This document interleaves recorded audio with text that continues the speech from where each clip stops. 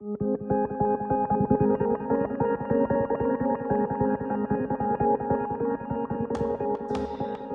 when I was 17, loads of my friends, they were doing work experience at school, and I had the opportunity to go and do work experience in music shops, or um, one of my friends did his work experience in a recording studio. All great things.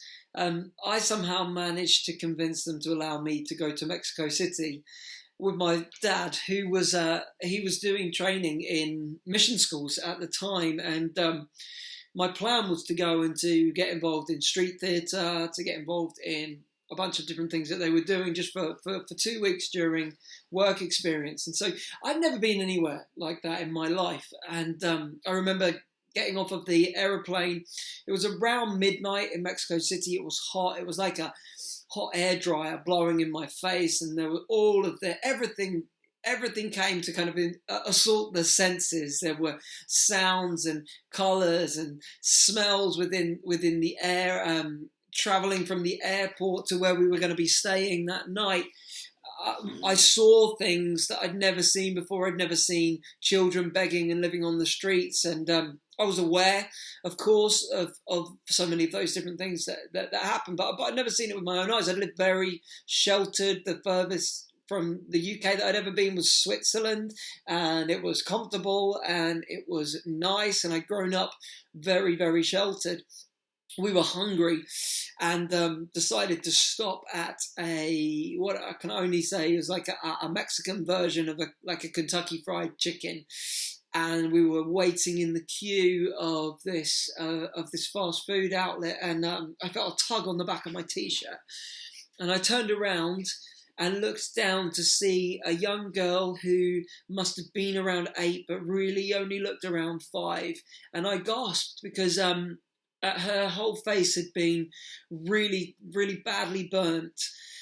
And she was begging. She was looking for money.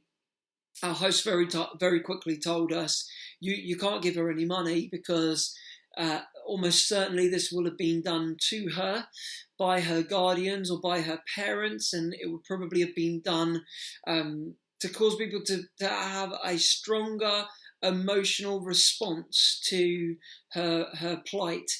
And that just wrecked me. And I remember feeling so shocked that something like that could have happened. We did the only thing that we really could do in that situation. It wasn't going to be life-changing. It wasn't going to be world-changing for that girl, but we bought her the equivalent of a Happy Meal, and she sat down with us and we joked and we laughed, and for half an hour she had the opportunity to just be a little girl that wasn't worrying about where to get the next few pesos from. Needless to say, I went back to the base where we were staying that night, and I couldn't sleep. I was broken. I was shocked and rocked to my core at the selfishness that I'd really lived throughout my teens. And as many of you will know my story, I went through a real dark time in my teens, and really most of it was based on a selfish understanding of my existence.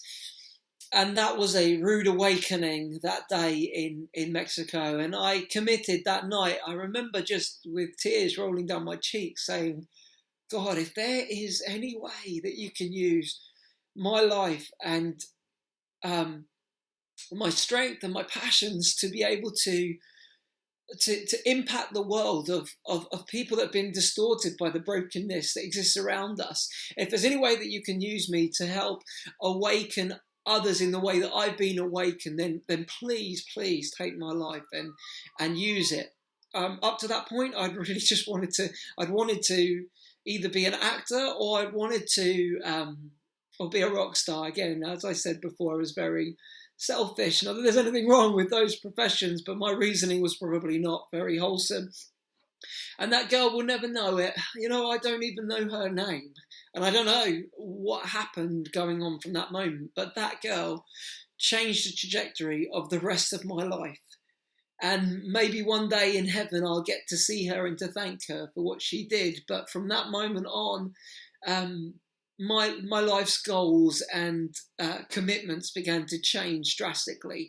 And I came back from that trip to Mexico with some very different priorities and perspectives. And I realized very quickly that poverty is about far more than just a lack of material goods. And because we so often misdiagnose the roots of poverty, we give the wrong prescription. We give the wrong prescription to try and answer the problem. Here in Links, we want to look at poverty in its fullness and understand it as a breakdown of the shalom that God always intended for us to have, so that we can come alongside the distorted and the broken image that was supposed to be the image of our Father, the image of our Creator, and together with Christ and his mission begin to reconcile things back to their original design. And so thank you for joining with us. Thank you for coming alongside us to help us confront poverty